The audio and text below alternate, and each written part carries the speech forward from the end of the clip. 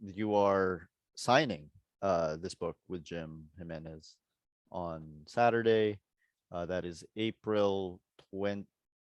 30. April 30. April 30. Ayala Mall's the 30th at 2 to 5 p.m., right? Where in Ayala Yeah. Malls? It's on the second floor. It's in the activity center. So yeah, and then Ayala Malls the 30th is like a long Meralco Street in Yeah. Ortigas. Yeah. Near where you used to work. So please, yeah, where I used to work. So yeah, it's kind of fitting. So please come along and just show some support and yeah, grab a book. And I really hope you guys really enjoy it. You have your choice of covers as well.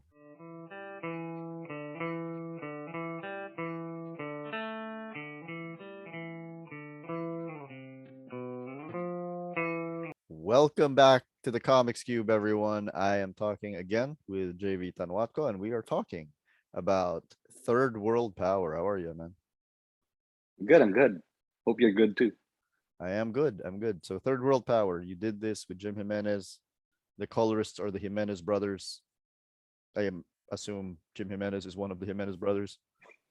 Yeah, yeah, pretty much. I asked him like, wait, are you coloring this? Like, no, it's my brother, and yeah, but I could feel it was also him as well when we were talking.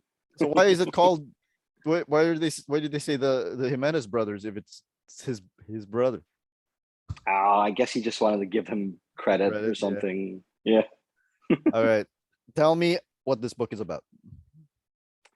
Okay. Third World Power is about this young street kid named Deos trying to survive, the mean streets of Manila, and then he encounters a tragedy, an EJK for the entire country to see.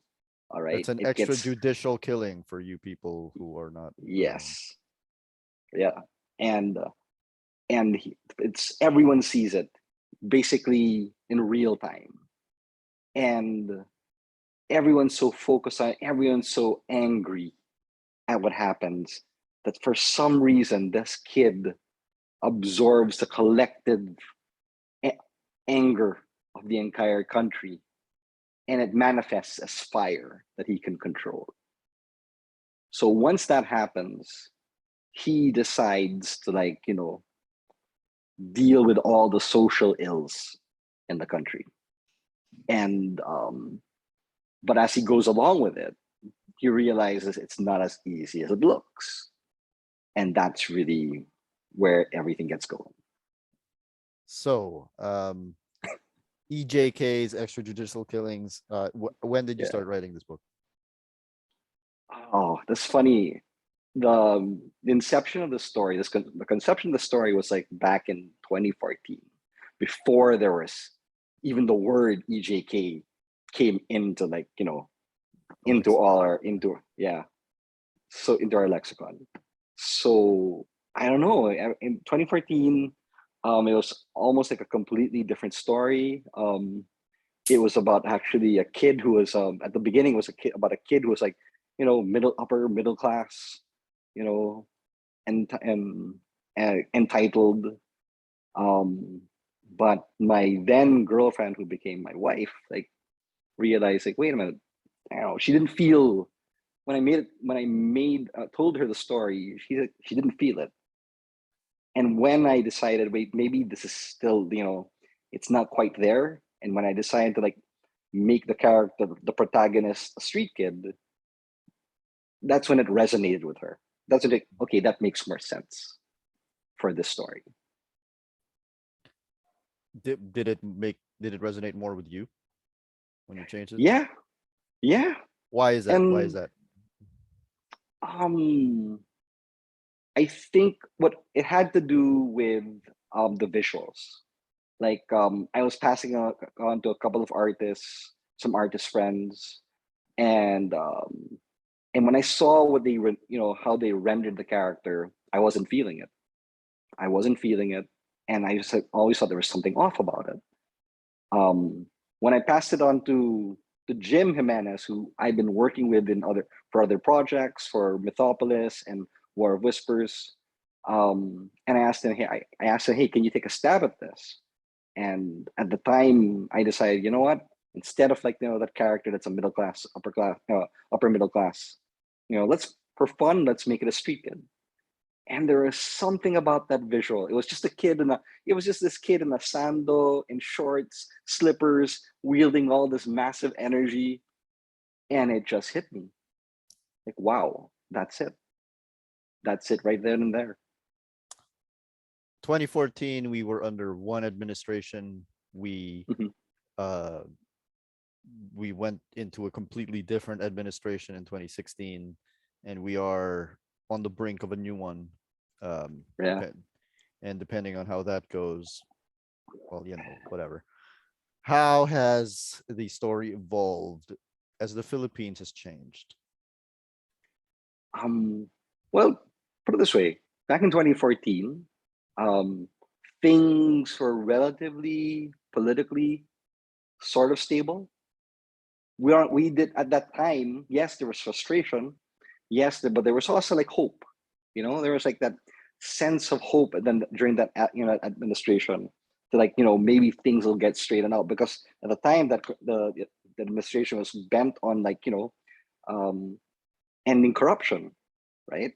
So for me at the time, okay, it was all about the frustration about like what do we do about these issues? What do we do, about this systemic corruption, and this frustration.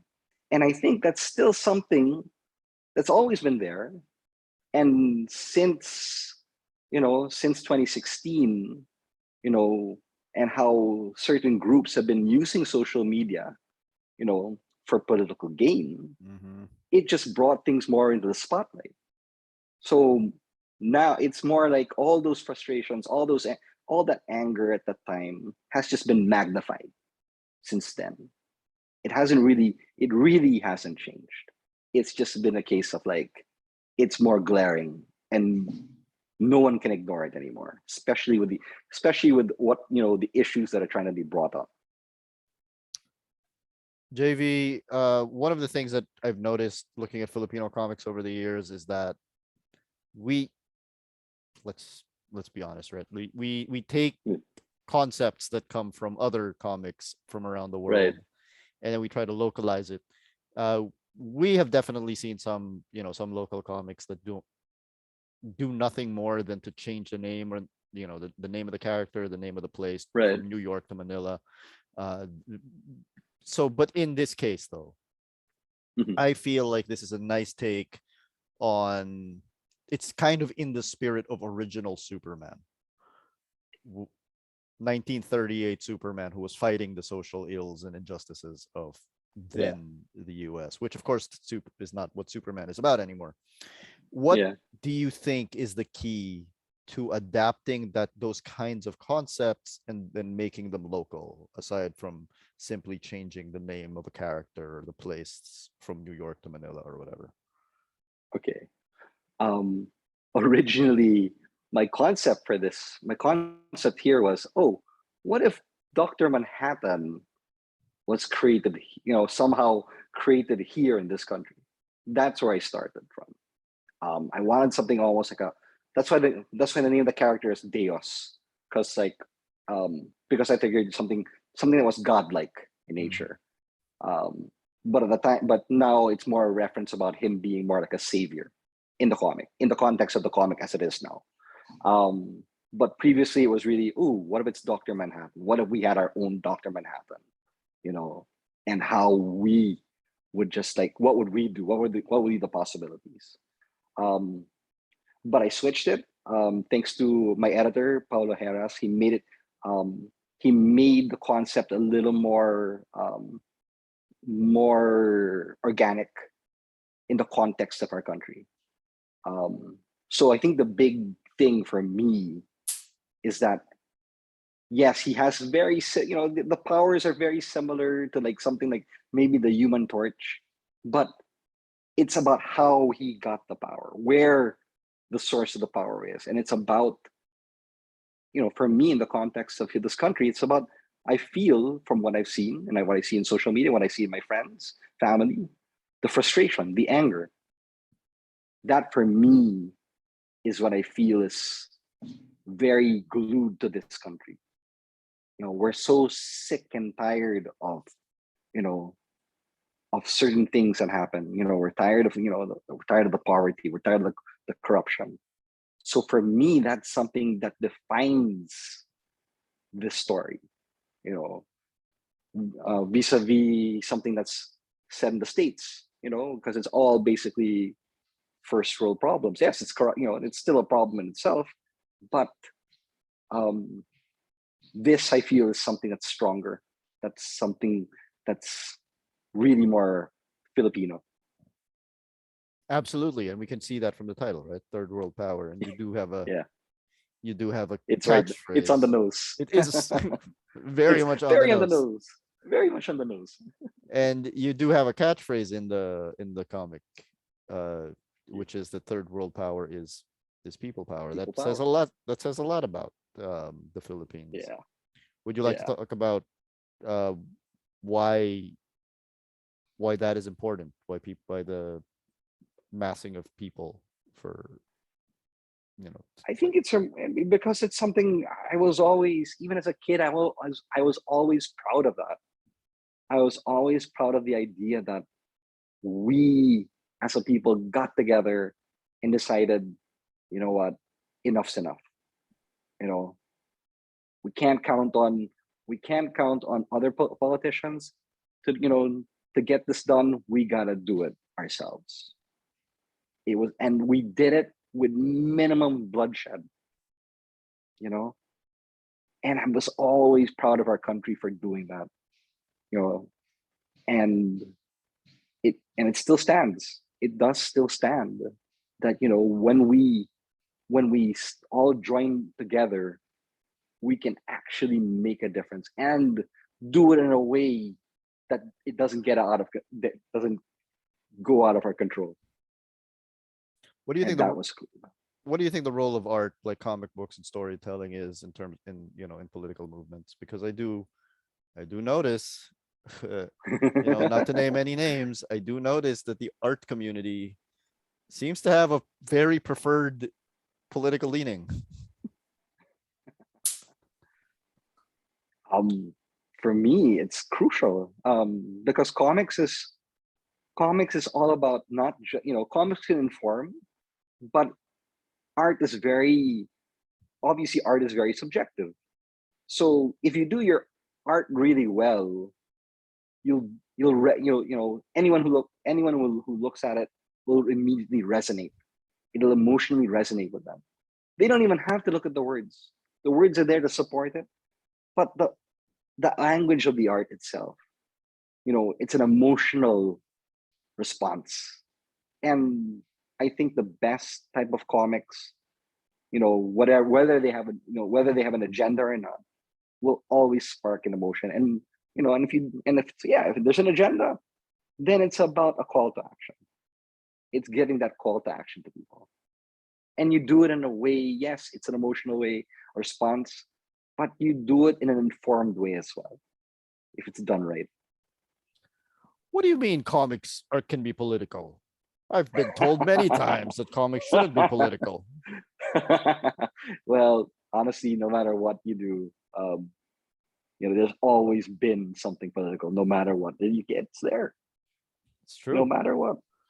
Even the avoidance of any political statement is a political statement. Is political in itself. It's true. It's true. So you Yeah. have many things in this book, but one of the things that really strikes me is that when the book starts, Deus is a street kid with his brother and his Lola. Mhm. But he is a thief. He is very much a thief. So do you think that it is important to show that he, you know, how do I put this? He's not of the greatest moral caliber. No, no. Yeah. And that's because he's a product of his environment. You know, it's about survival. When whether you like it or not, there are people that are starving. And when you're starving, you get to that point where anything goes already. It's about, it's anything goes. And it's very easy for morality to fly out because you need to survive. Um, I try to balance it out by at the same time he, yes, he does steal, but at the same time he's mindful and he gives to his family.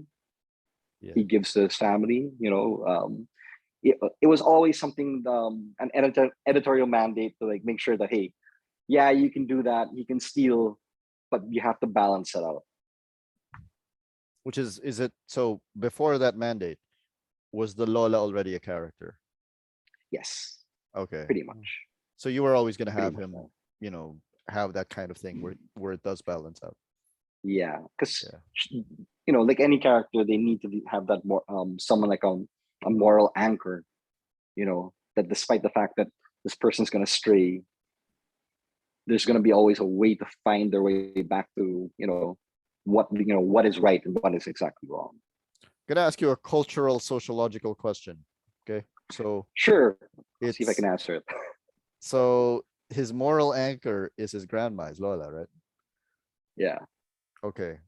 Even I, when reading the book, absolutely believe that it should be his grandma and not his grandpa.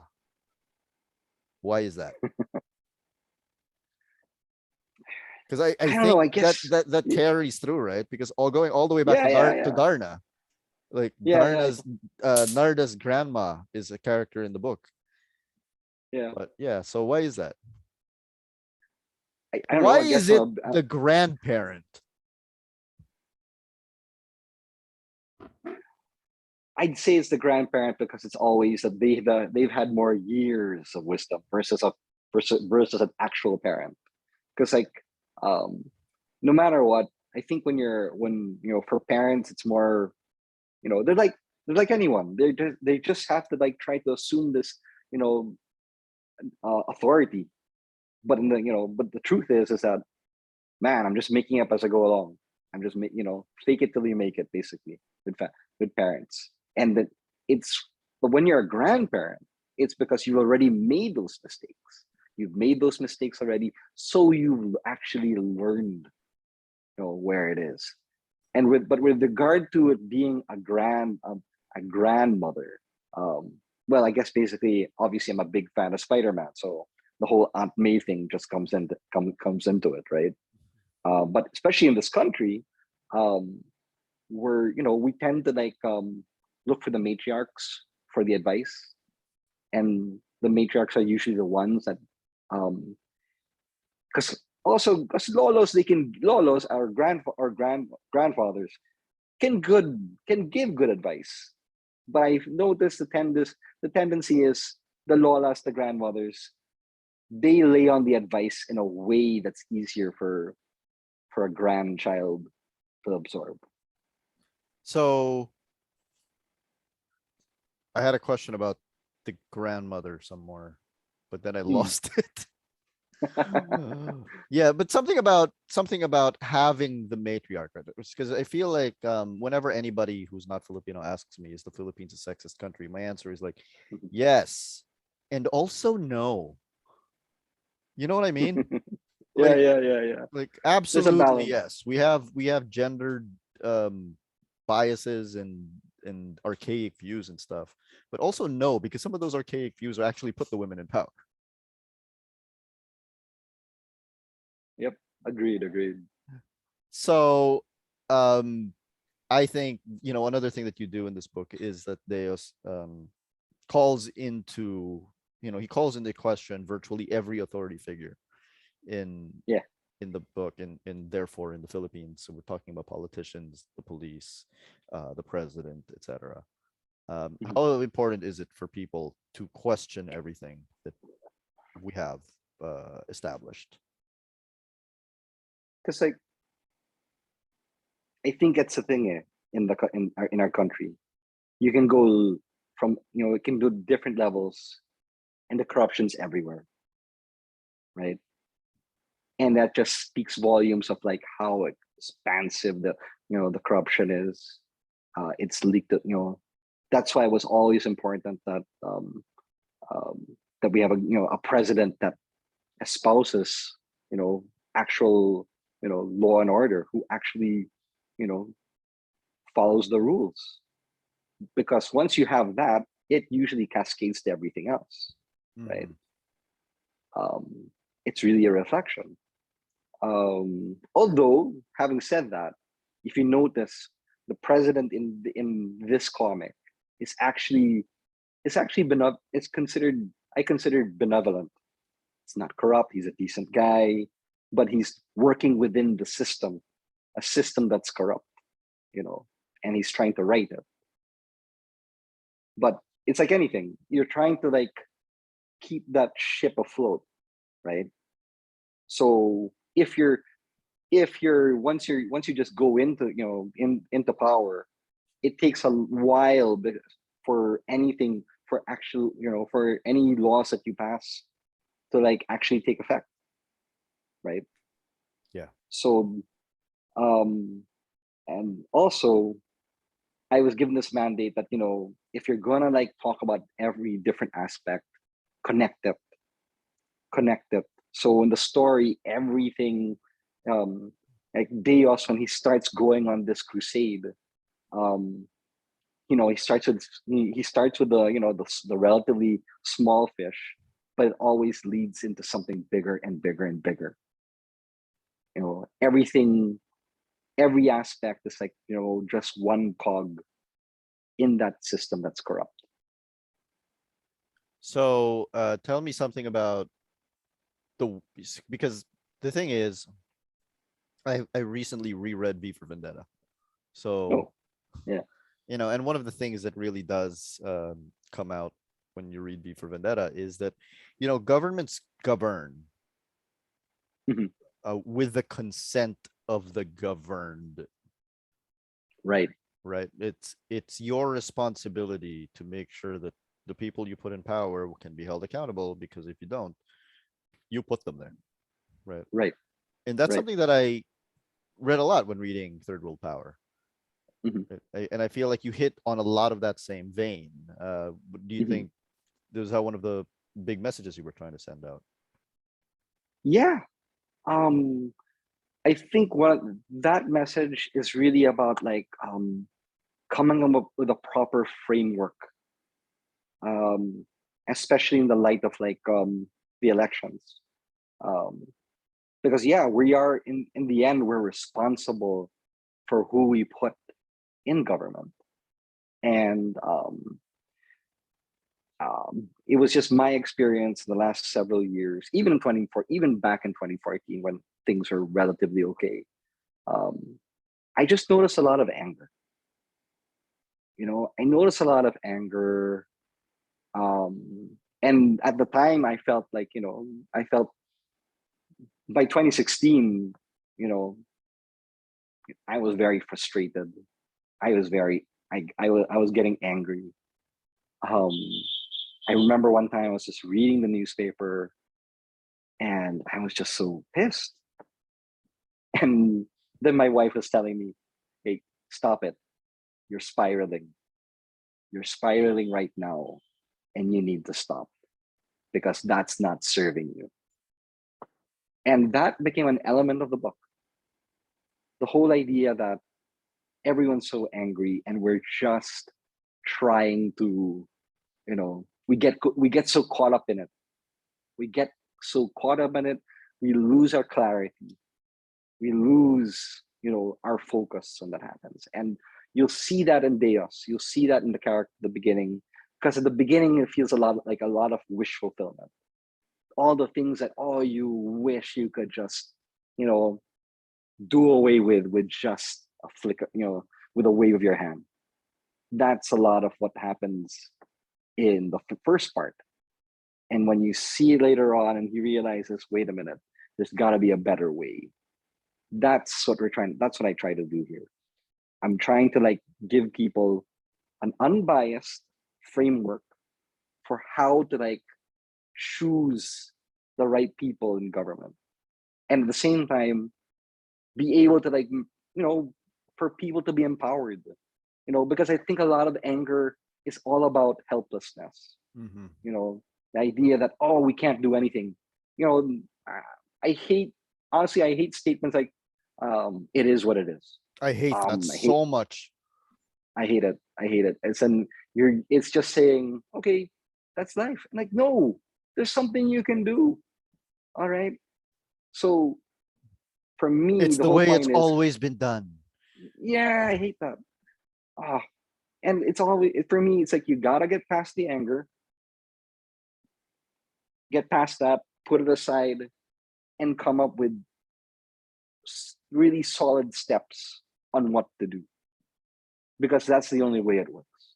Maybe they're little steps, maybe, but then they're specific on what to do, right? I get that.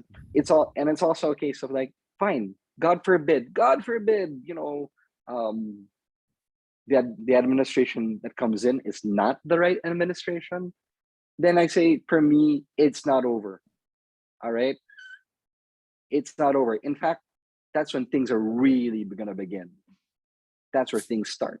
It's really about, like, you have to be, you do, if you can't put trust in someone else, you got to trust yourself. Then Absolutely. simple. Absolutely. Uh, is there any reason that you start the comic with the Guadalupe Bridge? Oh, because I've been there myself. Going to the office, and getting stuck in traffic, and you can really literally feel the toxicity in the air. You know, Um, that and the opening of the Trece anime, I'm like, there's something about this bridge that is like, it is annoying. right? It is an annoying place to be in because if you're stuck in traffic on that freaking bridge, you're not moving for a while. Right? It, it it just feels like this whole condensed um buildup of emotion and anger, especially caught up in the traffic. JV, obviously, this book is written in English, and I'm assuming that Yeah, a huge part of that is so that more people can read it and understand it. But yeah, Deus is the kind of character who would primarily talk in Tagalog or Filipino. Um, yes, definitely. was there a temptation for you to just do it in Tagalog at all? Well, for one thing, my Tagalog sucks, so I would probably most likely just have it translated. Um, my plan is that if this book does really well, um, to do Tagalog translation, a Tagalog edition. Yeah, I think that's one of the potential issues, right? Because I feel like whenever there is a Tagalog translation of something, there is the the temptation to make it as deep or completely Tagalog as possible. But the fact is that most people do not speak straight Tagalog, No, right? no, There's no, a they don't. colloquial version which includes a bunch of English words and a bunch of English English rooted memes. Like Yeah, the word peg is not used in the English language at all. We use it yeah, in Tagalog as to mean like this is the template for something. yeah. And but I feel like as I was saying, if somebody were to do a direct translation, they would try to avoid using that word because it's a slang word. You know what I mean? Yeah. So Yeah. if if somebody is to read Third World Power, what Mhm. message mainly would you want them to take out of it? Um, I think it would be that your emotions, your energy is contagious. All right. Whether you're whether you hate something, or you're angry at someone, or whether you're kind to someone, it's contagious. You do something nice for someone, that person will do something nice for you, right? And it's the same thing if you're pissed at someone, if you show your disdain, that person will, you know if they can get past themselves, if they can't get past themselves, will be the same. Um so what that for me is crucial, that the energy you give out, in whatever form, will always come back to you tenfold. we should not take our emotions lightly. We should always have that clarity and to break down the things that we, you know, and also it's about, like I said, it's about empowerment as well. But if you can master your emotions, you're halfway there to empowerment. Whether it's about elections or any type of issue, these things can be resolved. There's always a solution.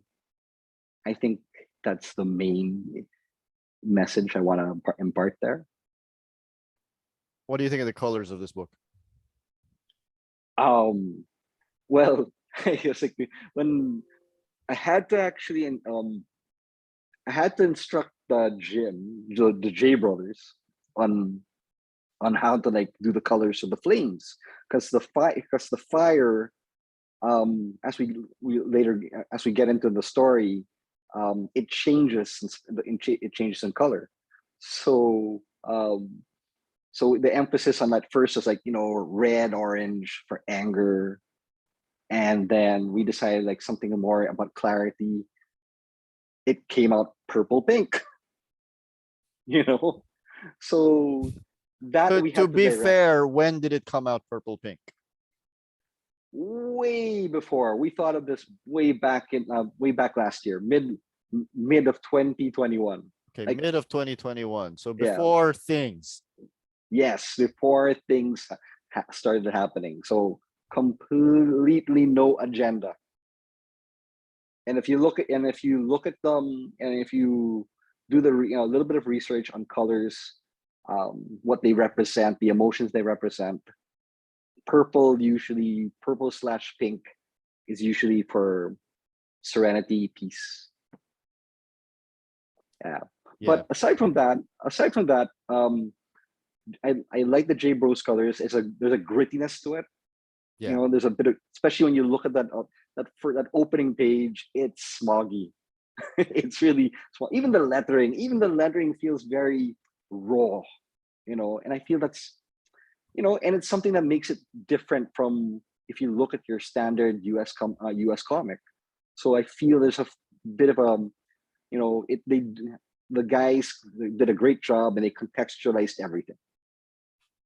So that was good. The palette of the book. Yeah, of the book, even the lettering, And the the way they did lettering it. as well.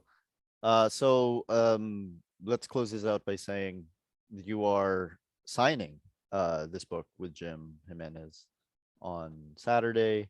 That is April 20, April 30, 30. April 30. April 30. Ayala Mall's the 30th at 2 to 5 p.m., right? Where in Ayala Yeah, Malls? it's on the second floor. It's in the activity center. So yeah, and then Ayala Malls the 30th is like along Meralco Street in Yeah. Ortigas. Yeah, Near where you used to work. so please, yeah, where I used to work. So yeah, it's kind of fitting. So please come along and just show some support, and yeah, grab a book. And I really hope you guys really enjoy it. You have your choice of covers as well. Yes, because like yeah, you have we have the standard edition, which is by Jim Jimenez, and then we have the variant cover, which is by Shelly Sonieja, if I'm pronouncing her name right. Yeah. So yeah, and then because we wanted to really get a distinct voice for the variant cover, and I think she pulled it off really well. Yeah. Yeah. So yeah, I mean, it was everyone did such a great job. Jim did a good job. Especially and the J brothers had got the great coloring, and the letters, Eden Lopez and Hans Dimapidis. Like I said, really did a astounding job on that lettering. It's not like lettering I see in other comics. And yeah, and thanks so much to Peacock for helping us bring this book to life. You know, Sweet. 20 ever since 2014, crazy.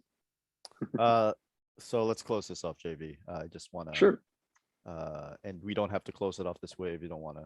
But one of the Yeah. people that you've mentioned a lot in the during the last 45 minutes has been your wife, Tata. So do you want to close us off by saying a few words about her?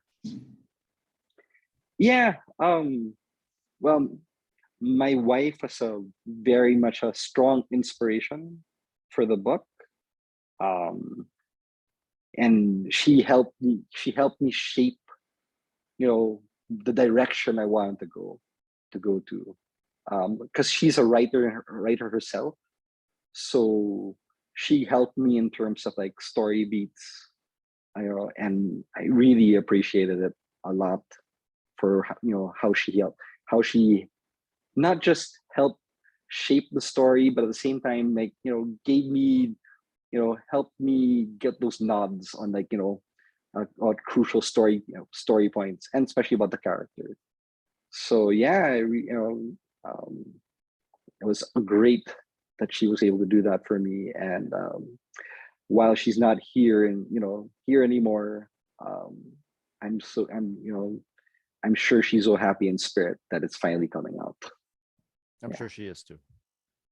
yeah. Good luck, JV. Thank you so much for coming on the show. Thanks so much, man.